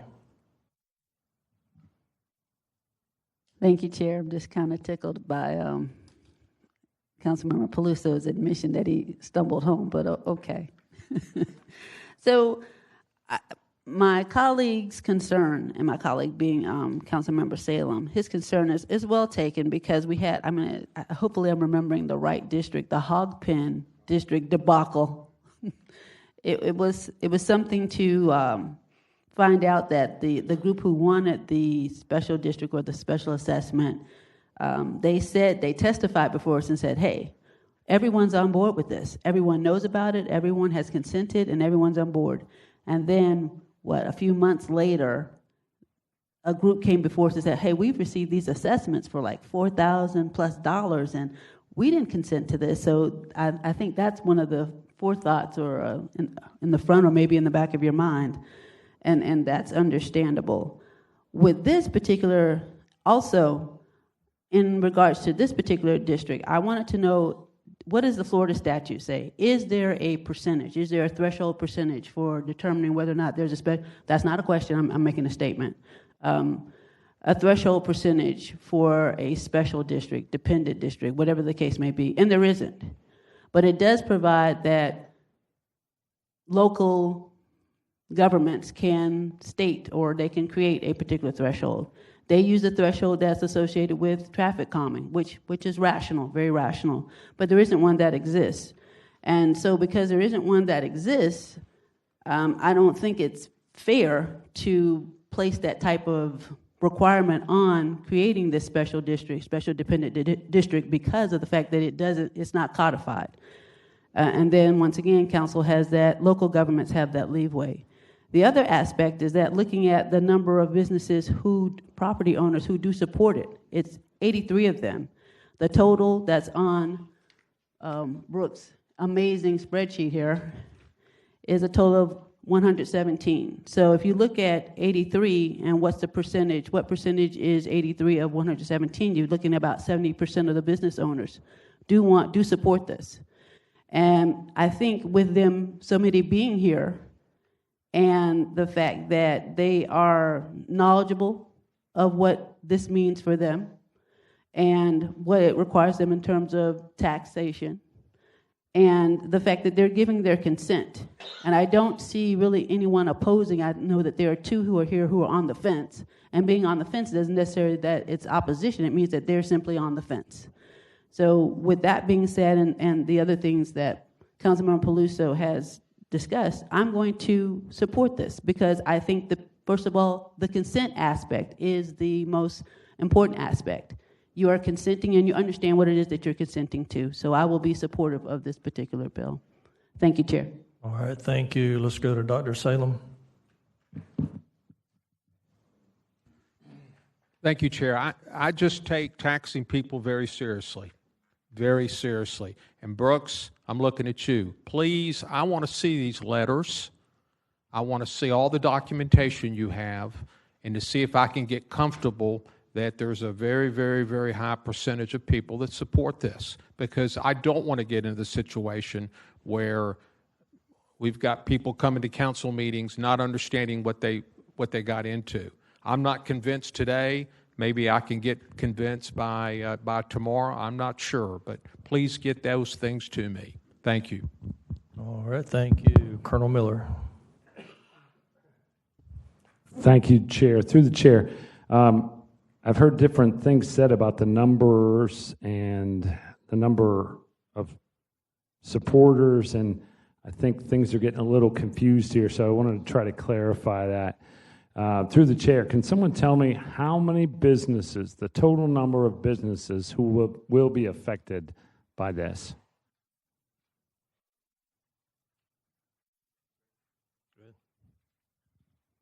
Through the chair to Councilmember Miller. So its total number of affected properties is going to be, 126. So a property may have multiple retail operators below. So like if you've got a shopping center, which the Slayman property has a shopping center that includes, you live down the road, so it's got the Hot Walk, it's got the Community First, it's got the Phoenix Salons, it's got the Kaika Japanese place, and it's also got the Broken Egg. So that's all deemed as one property in here, but that's multiple retailers that are going to be affected, and they have supported this bid. So I guess that's the question. What are the total number of businesses that will be affected, that will be paying money into supporting this program if approved? The total number of businesses. I don't want to go property for the reason you just mentioned. There are, in some cases, multiple businesses on that property. So I just want to know the total number of businesses who will be individually paying into, whether it's $1.50 or 2-in-1. I guess now $1.50 based on the property and the parking. So how many total number of businesses are affected? Through the chair to Councilmember Miller, I will say that it's the property owners that are paying into the assessment. So the retail operations will not. They will likely, shoulder some of that burden through a CAM or whatever else. Like, it may get passed down, but it's going to be the property owners themselves. So through the chair, that number is 126, you're saying? Yes. Okay, and of those 126, how many do we have actual, whether it's verbal or in writing, approvals of this program from? Direct approval, you're looking in the 60s. There's about 63 letters of support in here. In terms of those who did not submit their letter, but non-submittal is a consent, we are at 83 total. Yeah, which I think to Councilman Salem's point, so we're looking at roughly 50% have actually supported, like right on the nose, 50% by your numbers have supported this. And you're implying consent if they didn't consent. Yep. Yeah, I am for this concept. I had a great meeting with the preservation folks and a couple of the business owners supporting this. I'm supportive of this and the positive impact it can have, but I'm still not there on the level of support, and that was my one thing that I asked, and a lot of work has gone into this during our meeting, was to actually get a response one way or another. We know where the businesses are. This isn't like we're sending a letter somewhere, although I know some of these business owners are out of town. But for the most part, I would think we should be able to get the majority of these businesses who will be paying into it to find out whether they do or don't support this. So those are the only comments I'd make. Thank you. All right, so I'll go back to Councilman Peluso for a final few minutes of wrap up. Thank you, Chair. I would actually like to call up Dory Thompson, who she's the head of the 5 Points Merchants Association. Since day one of me being in office, this was something the Merchants Association has been talking about and requesting. We've had a number of transitionary periods throughout 5 Points, so a lot of the requests about it'd be easy to go talk to these folks. Well, sometimes people move out.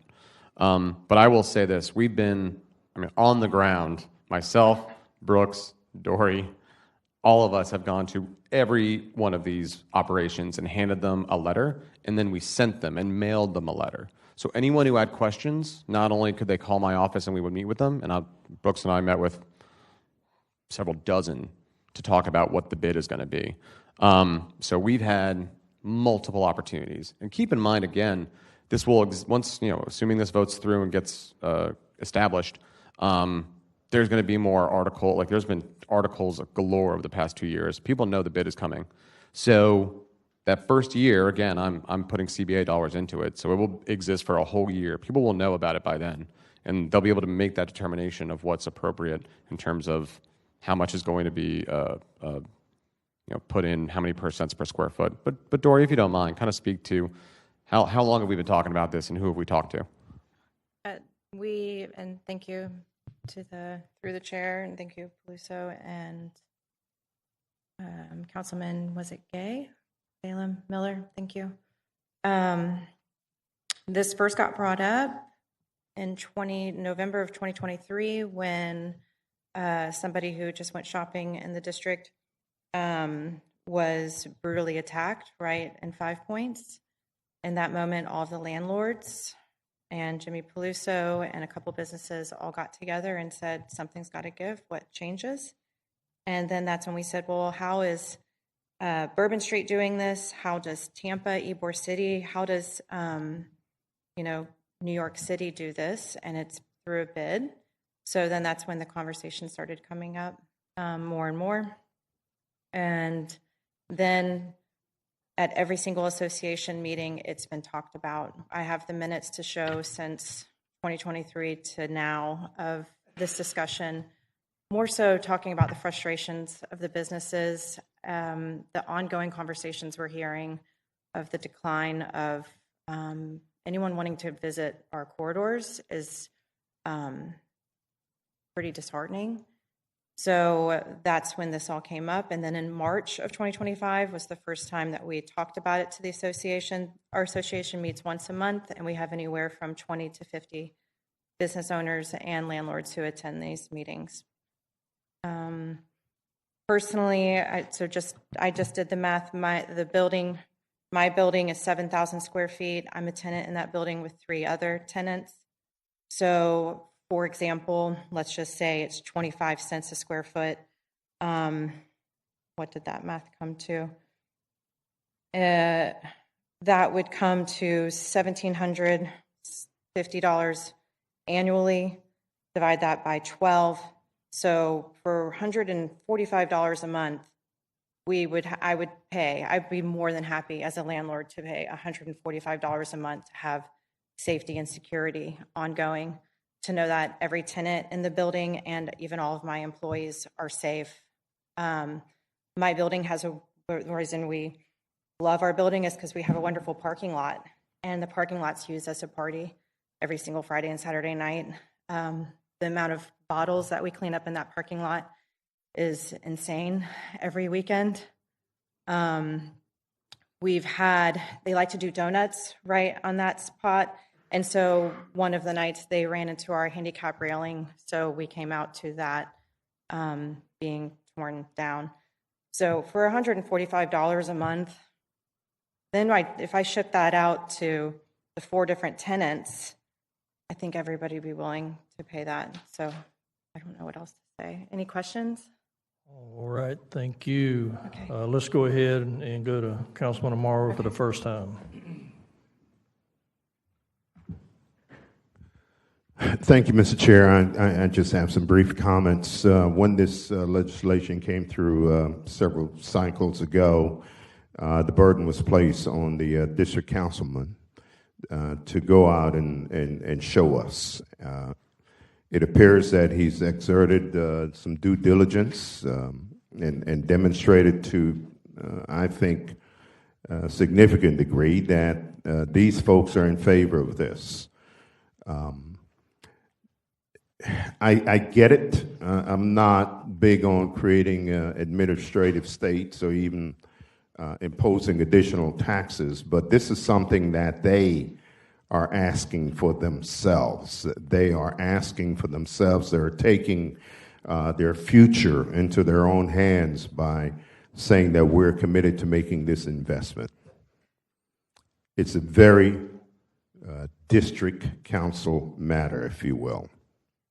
And what's interesting to me is that being in this environment for the last 3 years, when folks are not happy about stuff, they let you know.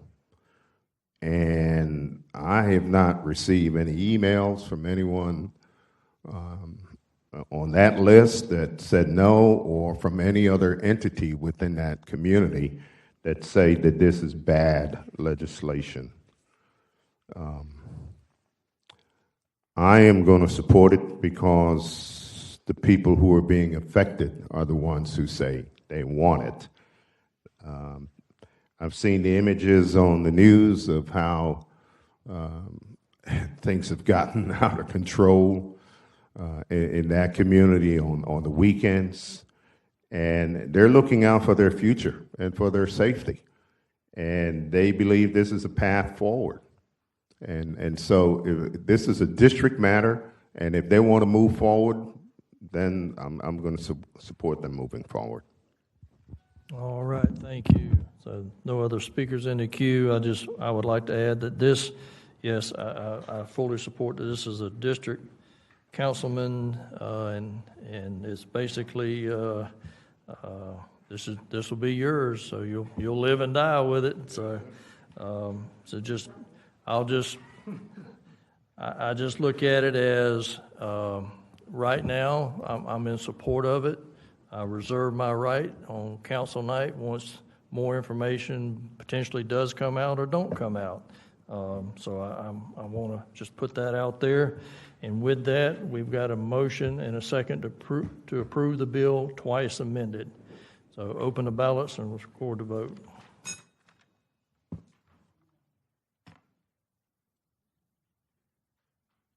Six yeas, one nay. All right, by your action, you've approved 2025-0539.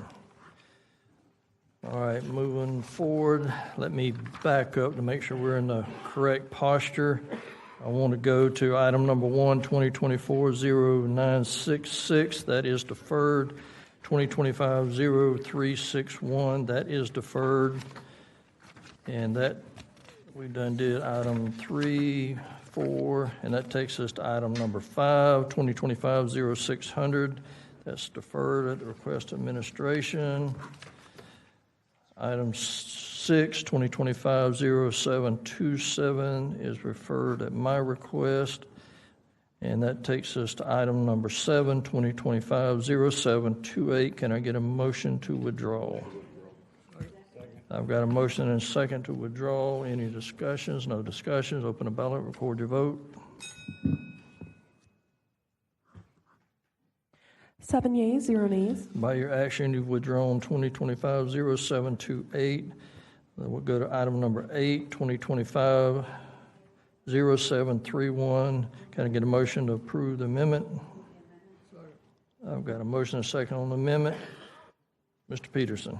Yes, sir. Through the chair of the committee, the amendment just clarifies that the second affected property owner of this proposed street renaming is the city, and that consent was provided by the DIA CEO, as the DIA represents the downtown area. All right. I see no speakers in the queue. All in favor of the amendment, say aye. Aye. Any opposed likewise? All right. So I've got a motion and a second on the bill as amended. Ms. Murray, you're in the queue. Thank you, Chair. Just through the chair to those who were involved in the name change. I like Shipyard's Place better. Just want to put that on the record, as opposed to Tower Place. Yeah, Tower Court. Yes, I like Shipyard's better because of the location. But anyway, it is what it is. Thank you, Chair. All right. Thank you for that commentary.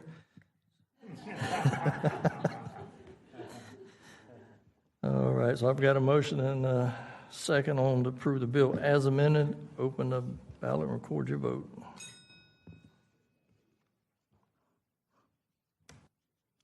Seven yeas, 0 nays. All right. By your action, you've approved 2025-0731. Next item, number 9, 2025-0738. I've got a motion and a second on approving the bill. No speakers in the queue. Open the ballot. Record your vote.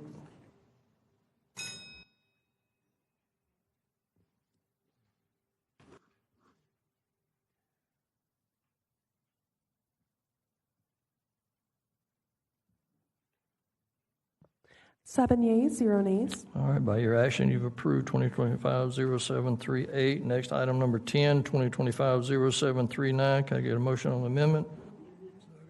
I've got a motion and a second on the amendment.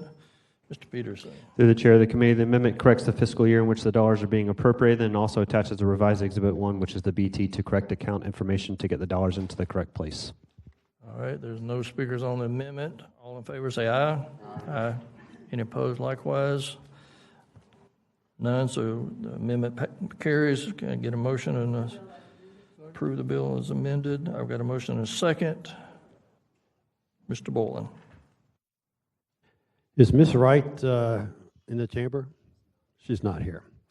Well, just a comment, Mr. Chair, to the chair, with respect to the public art in public places, we've seen a lot of frustration in getting projects put in place in a timely fashion, and I appreciate if we'd have an opportunity at some point in time to hear from the Cultural Council and Ms. Wright with respect to the progress on the many projects that are still pending. Thank you, sir. All right, thank you. All right, I've got a motion and a second to approve the bill as amended. Open your ballot, record your vote. 7 yeas, 0 nays. By your action, you've approved 2025-0739. On to item number 11, 2025-0741. I get a motion approved. I've got a motion and a second. No speakers on the queue. Open the ballot, record your vote.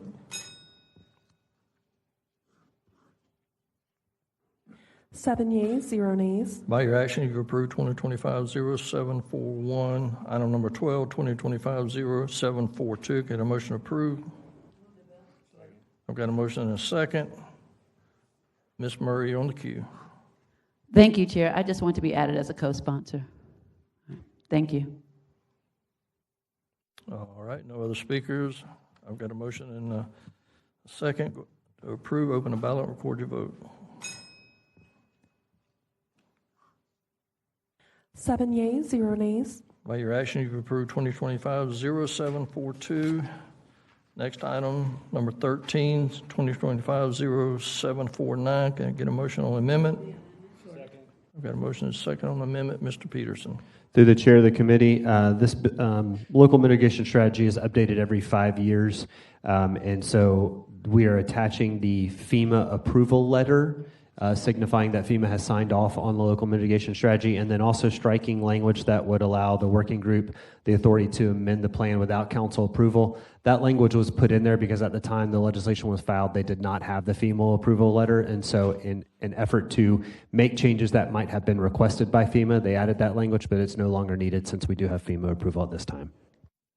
All right, I don't see any speakers in the queue on the amendment. All in favor, say aye.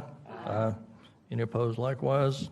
Your amendment carries. Let's get a motion and a second on the bill as amended. All right, I've got a motion and a second. No speakers in the queue. Open the ballot and record your vote. 7 yeas, 0 nays. By your action, you've approved 2025-0749. I want to go ahead and let's go to item number 19. That's an emergency, 2025-0770. Can I get a motion on emergency? All right, I've got a motion and a second on the emergency. All in favor, say aye. Aye. Any opposed likewise? The emergency carries. I've got a motion and a second to move the bill as an emergency, and Dr. Salem, you're recognized. Thank you, Chair. I assume Mr. Wallace and Mr. Davis are on the way back from London. Will they be here tomorrow? Will not be.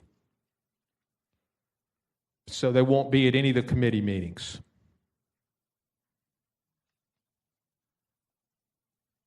Because I have some additional questions I'd like to raise. It's more operationally than it is the 750.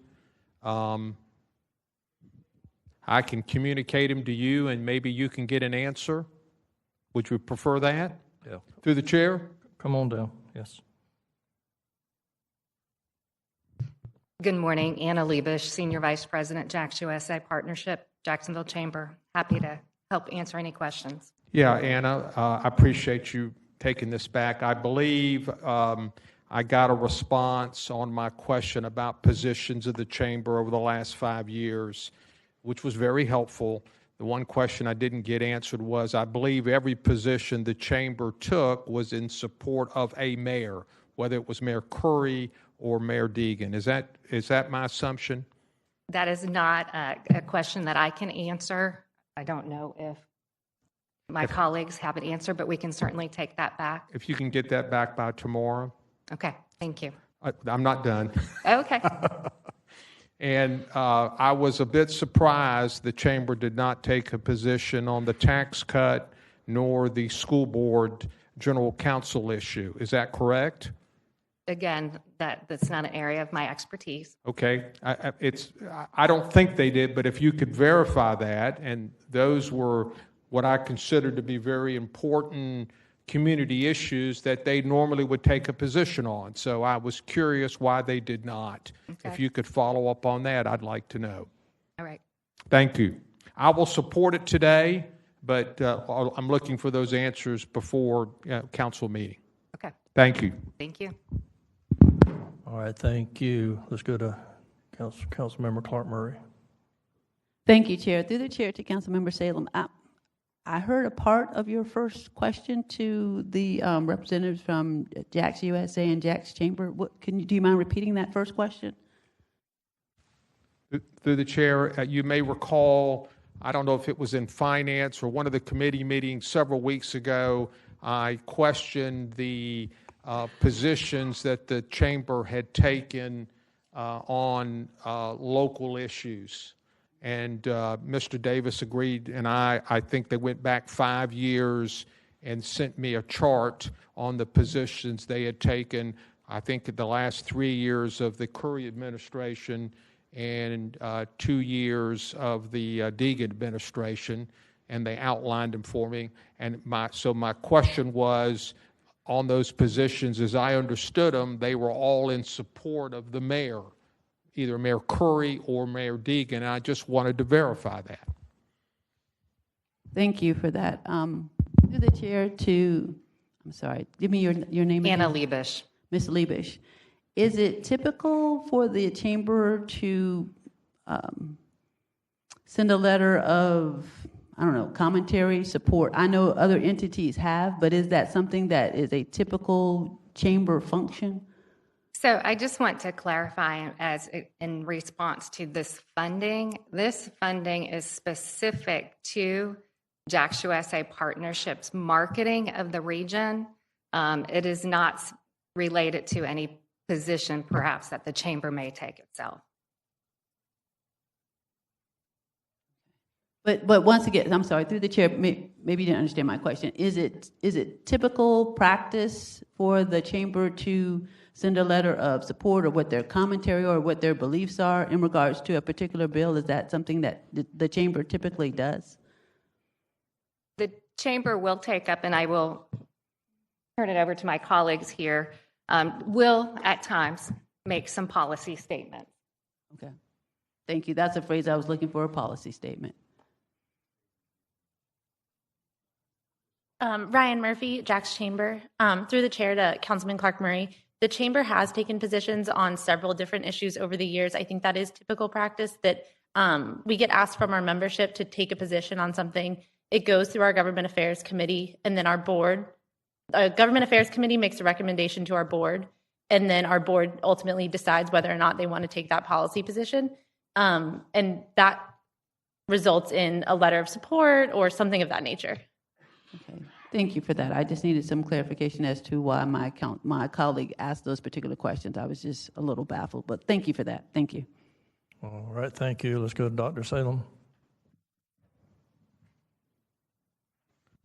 As I previously stated, I understand the difference between the 750,000 and the issues that I'm raising.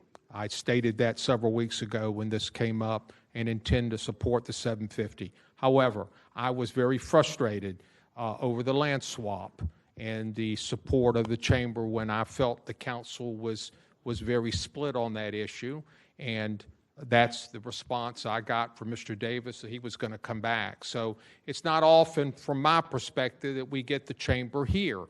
And so I took advantage of that time to ask those questions. And I have a couple of additional questions that I'd like to get answered. It's as simple as that. I will be supporting the 750, as I said before. That's all. I think we have the right to understand the positions and how the chamber takes positions. It impacts the council. And that's all I'm looking for. Thank you. All right, thank you. No other speakers in the queue. I totally understand what Dr. Salem is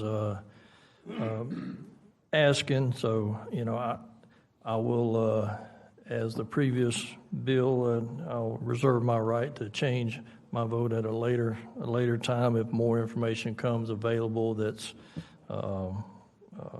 would shed more light on it. So right now I've got a motion and a second on the bill as an emergency. Go ahead and open the ballot and record your vote. 7 yeas, 0 nays. All right, by your action, you approved 2025-0770. All right, next item will be number 21, 2025-0773. Can I get a motion on emergency? I've got a motion and a second on emergency. All in favor, say aye. Aye. Any opposed likewise? None. So it carries as an emergency. Can I get a motion and a second on the amendment? Move the amendment. All right, I've got a motion and a second on the amendment. Mr. Peterson. Through the chair of the committee, the amendment just clarifies the purpose of the lease modification to allow the 12,604 square feet that will be leased to the dinner cruise facility to be able to operate, and then also correct the spelling. All right, I don't have any speakers in the queue. Okay. All in favor of the amendment, say aye. Aye. Any opposed likewise? None. So the amendment carries. So can I get a motion and a second on the bill as an emergency as amended? Move the bill as an emergency as amended. Okay, I've got a motion and a second to approve the bill as emergency as amended. Councilman Boylan. Thank you, Mr. Chair. I fully support this bill as amended as an emergency. Suggestion to take to my colleagues in the Finance Committee. One of the parcels here includes a kayak launch.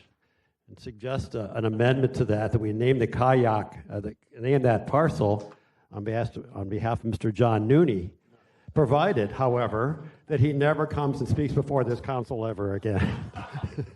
So I'd like that for a consideration of the Finance Committee.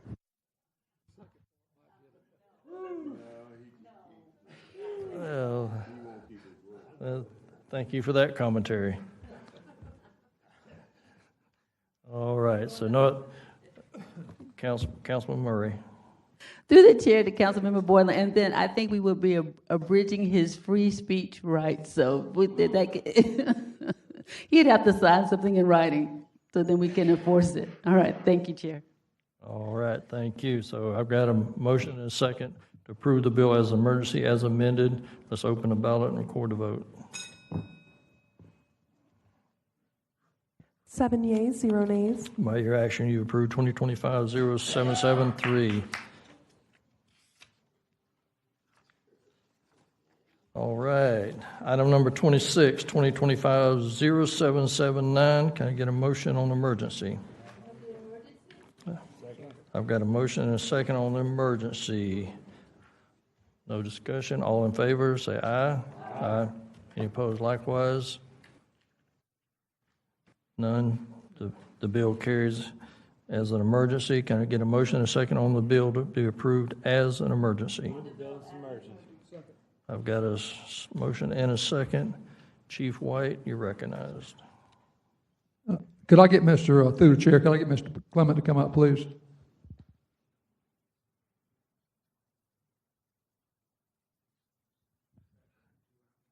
Thank you.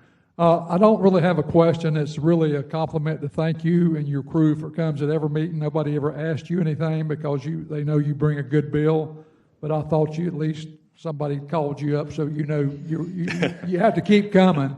We probably ought to put you at the first of the agenda because they always fly through because you have a good bill. But thank you for coming and thank you for bringing your colleagues with you. Thank you. Thank you. All right, thank you. Councilman Amaro. Thank you, Mr. Chair. I just wanted to be added as a co-sponsor. All right, Councilman Boylan. Chair, Mr. Clement, I just want to affirm Mr. White's comment, Councilmember White's comment, and it's not necessary you bring an armed escort with you, however. Thank you. And I'd add me as a co-sponsor, please. All right, no other speakers in the queue. And I'd like to be added as a co-sponsor as well. I think Councilman White wants to be added. All right. Ms. Murray as well. All right, thank you. So now, I've got a motion and a second to approve 2025-0779 as an emergency. Open the ballot and record your vote. 7 yeas, 0 nays. By your action, you've approved 2025-0779. All right, we'll go back to our second readings. These items are on second readings, 2025-0774, 0776, 0777, 0778, 0780, 0781, 0782, 0783, 0794, 0795, 0797, and that takes us to the end of our agenda. Any Chair, comments? there were a number of other second readings starting on page 9 that were not on the list you just read. On 9. Starting with item 14, and then there were several going on to the next couple of pages. Okay, item number 14, 2025-0765, 2025-0766, 2025-0767. Is that all of them, or is it? Okay. 2025-0768, 2025-0769, 2025-0772. Okay, thank you. Appreciate that. Appreciate the help and assistance over there. No further discussion from anybody. We are adjourned.